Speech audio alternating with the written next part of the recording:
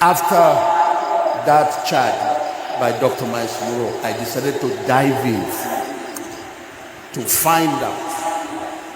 I didn't come with a physical Bible, so I have my electronic Bible here. But if I'm to hold a physical Bible in my hand now, and I open the New Testament from Matthew to Revelation and hold it, and let the rest of the Bible flip over, you will notice that the New Testament is just 1/3 or 1/4 of the whole Bible. What is the importance of Genesis to Malachi?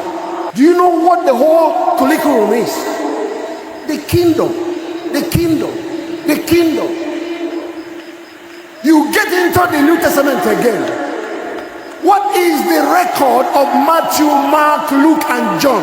What is the major curriculum of those 4 books? The kingdom, the kingdom, the kingdom.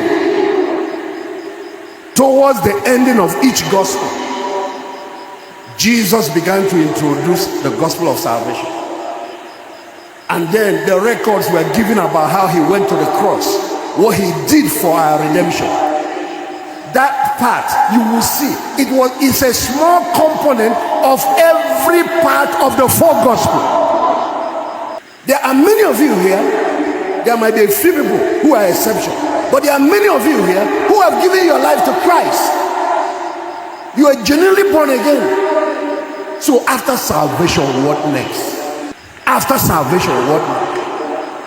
That is what you find from Genesis to Malachi and to the 4 gospels. Amazingly again, you jump the epistles, you land in the book of Revelation, it continues with the kingdom. The whole book is about the kingdom. You hardly hear any message about salvation there. Let me tell you how Jesus spoke, or how even the apostles wrote. Usually an apostle, some of them that are privileged, will write a gospel. Jesus did not write the gospel by himself. They wrote it for him, but he was the one that taught them what they were writing. An apostle will write a gospel.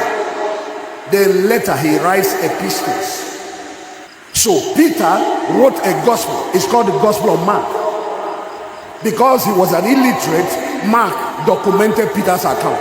Later you see Peter's epistle, 1 Peter, 2 Peter. John wrote the Gospel of John. Later you see the epistles of John, 1 John, 2 John, 3 John.